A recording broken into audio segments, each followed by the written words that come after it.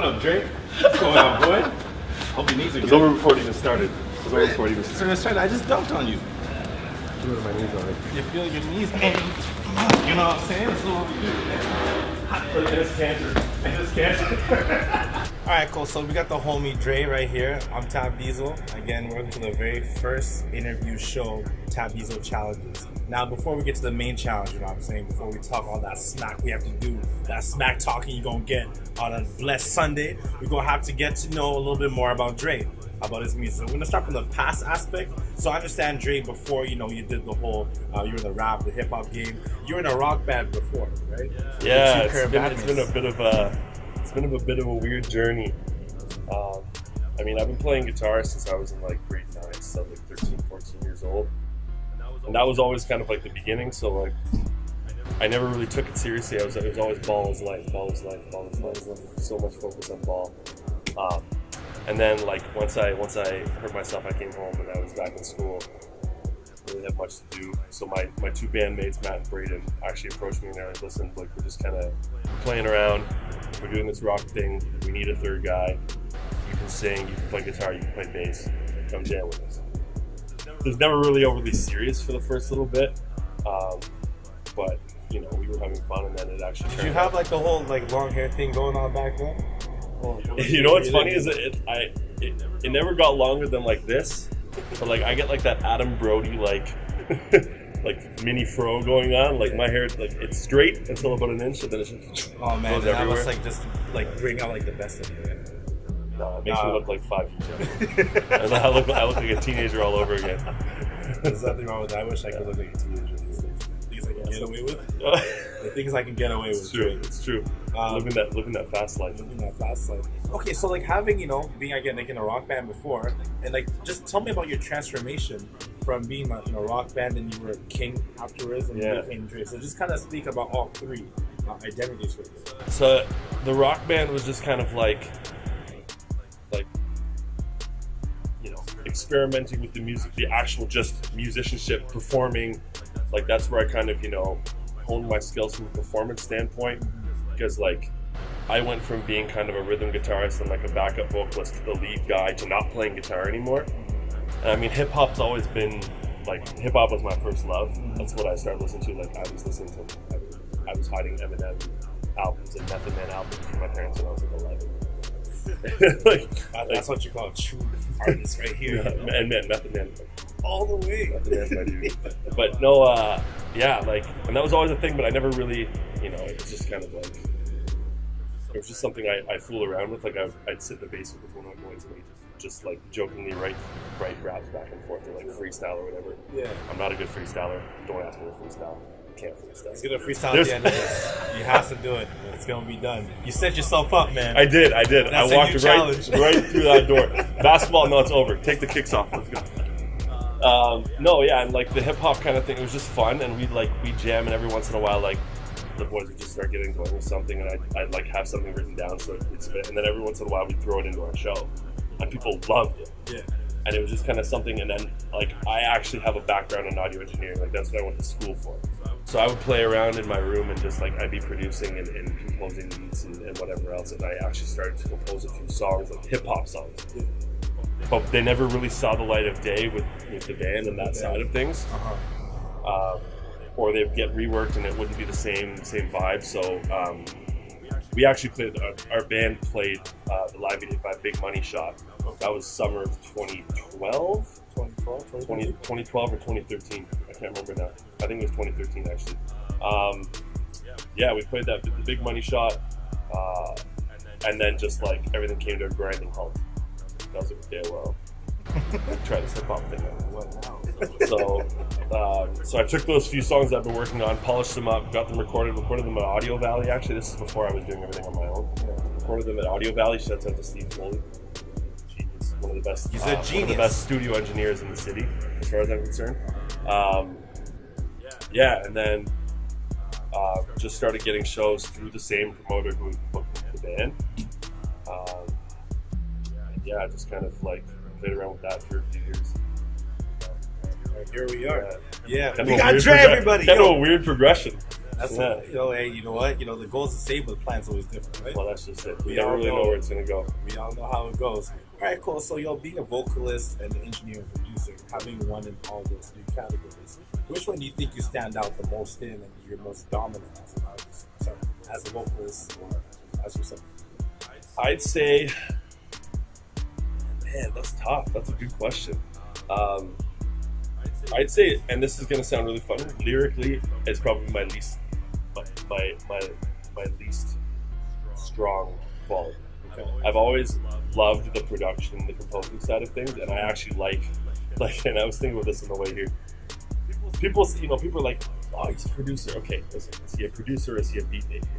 The beat makers are composers, and none is better than the other. But I'm like, I'm a beat maker and a producer. Yeah. Because producers, like, I don't know if you're familiar with producer. Shout out to Yuso. One love.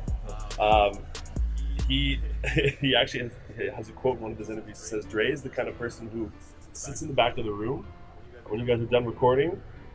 He's like, oh, something's missing. And he's just quiet, and then all of a sudden goes, that's what it needs. Boom, the song's done. That's a producer. Rick Rubin, guys like that, they're sitting in the back of the room and they're going, no, this needs to be chopped down here. Take that guitar piece out, or like add this effect, compress this. Like they're sitting in the back of the room and they're like that middle ground between the engineer and the artist or the composer. And it's like it's kind of a weird, like a record producer kind of thing. And you feel like that's one, like the smallest things actually matter the most. 100%. Yeah, people don't really consider that. And it's like sometimes it's less is more too. Sometimes it's like, no, that's too much. Take that out. You don't need that. Yeah. Like, and I'd say that's probably my biggest strength is having that understanding of like what makes a song tick. You know what I mean? Like, there's a million and one beat producers, beat composers. There's a million and one rappers, vocalists, but it takes something else to be able to do that, and that's kind of what I brought myself. That's what I like. Okay. Yeah. We get a little bit. We're knowing a little bit about Drae right now. I like this. Going a little deep. We're going a little deep. Deep hots. All right. Deep hots in the water. All right. Boom. No, we can't quote the man like that all the time. This is a different show now. You know what I'm saying? Boom. So you have a lot of influencers. You got you have A$AP Rockies. You got Mos Def. You got Macklemore. Out of every single one of those influences that you have, would you like to go on tour with? Oh, that's a good one, man. Unfortunately, it wouldn't be possible anymore. But I've always been a huge Linkin Park fan. Wow, Linkin Park fan. Yeah. In particular, Mike Shinoda. That guy's like, he's next level, man. Like, people don't realize the amount of work that man does for that band. He's the producer. He does a lot of he assists in engineering. He composes a lot of their music. He does a lot of their visual stuff, like the artistic design for their videos and for their album artwork. He does a lot of their PR stuff. He manages their social media. Like, the guy is a full package, but just very quietly. You know what I mean? He's never been one to like throw it down your throats. You know what I mean? Linkin Park for sure. Shout out to Linkin Park. Yeah, man. Rest in peace, Chester. That was heartbreaking, man. That was heartbreaking. It was a tough year. Yeah, it was a bad. Great memories. I mean, they're gonna continue. It's true. Living on. It's a roller coaster year. But no, I'd say Linkin Park. Yeah, man. I don't know. Like, I listen to a lot of USS. I don't know if you're familiar with who USS is. It's not as much on the hip hop side of things, but they do kind of have like a little bit of that twinge. It's a lot more like electronic alternative rock with the twinge of like kind of like hip hop funk kind of thing. But they're like, those guys have been grinding away for like 12 years. Okay. Met them both, know them well enough. They're very, very, very talented, very, very humble, and they're finally getting the break that they deserve. And like, just insanely talented dudes. And I would love to go on tour with them. I think it's so much fun. Let's make it happen. Yeah. USS. Take me on tour. No, I wasn't talking about you. I was talking about me. I'm going to go on tour with them. Who was you to say I'm going to go on tour with them? Yo, this is Tapdiezel and Drae show with USS. You know? All right, cool. So, you released Escape last year. Yeah. You got Escape. That was your first debut album. Escape come out. I just want you to talk to us more about that album, Escape, and what kind of motivated you and to kind of put that out there for everyone to listen? Yeah, I don't know. Like, Escape kind of came. It was a very natural progression from what I've been doing with King. King was kind of like a self-discovery project that never really got anywhere. And then, I was trying a whole bunch of different things, trying different styles and whatever. But I've always been a big fan of like electronic music, hip hop music, a little bit of the alternative rock. So like it's kind of a fusion of a whole bunch of those things. But I think Escape was finally that point that I found like this is Drae. This is what's going on. Like this is what people are going to recognize when somebody says, "Who's Drae?" That sound right there. That's it. So I finally found it, and it was kind of like that album was over 2 years ago. Like, and some of those songs, like some of the production on those songs was 4 or 5 years in the making, and I just never thought I'd use it. And it turned out to work perfectly with the sound that I was kind of going with. But and it kind of like was built around 2 or 3 songs that were like really, really strong, that I felt really strongly about, and then everything else just kind of fell into place. But yeah, no, it was. I surprised myself with that one, to be completely honest. Like it was, very proud of that project. Yeah, man, that's a man. That's a genius right there. You know what I'm saying? Yo, future in the making, Drae. We don't talk. We don't get an autograph from him right now. It's gonna be worth a little bit more. You know what I'm saying? Gotta change Bitcoin status. You know what I'm saying? All right, cool. So next thing I'm gonna say, you got another project you're dropping in the springtime. It's called Drae, right? So yes, sir. TRI, yeah. TRI. So little play on words. Can you give us a little preview or something? I don't want to give too much away. Yeah. One of the first single, Venom, is actually dropping very soon. The plan is to drop it by my birthday, which is in a week and a half. Whether or not that happens, leave it up to you to find out. Christmas time. It's a little Christmas gift for the masses.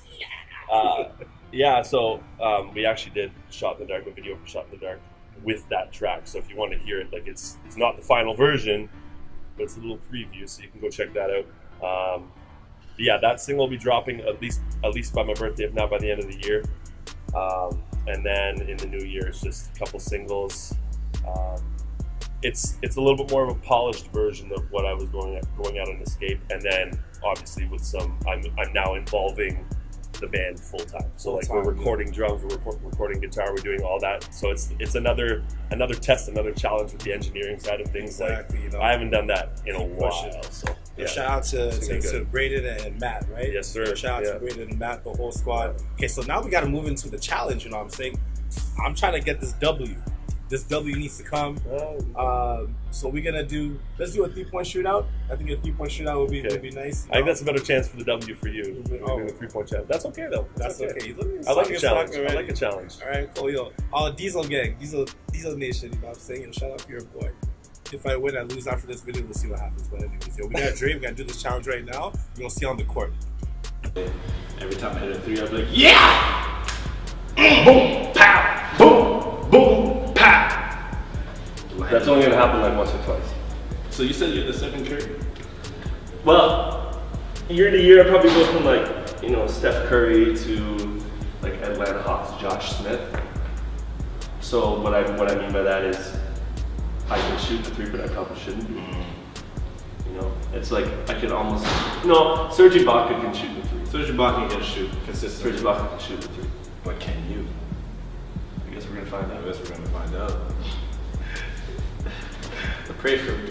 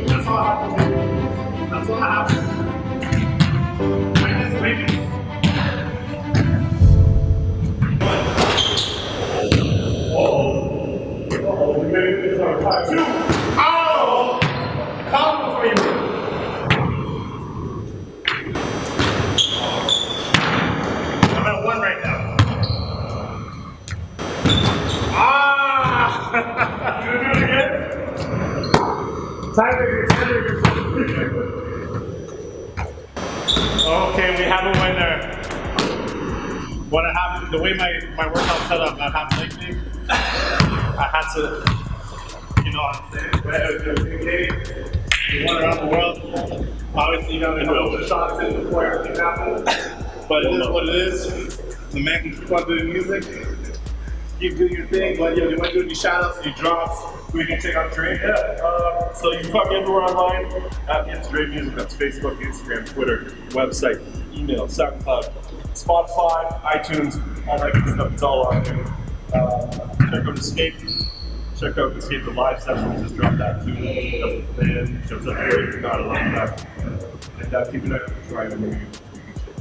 You know, shout out to Rick, man. Thank you for coming on the show. Appreciate it. I sound gassed out. So do you. Pretend I could We're out of shape, man.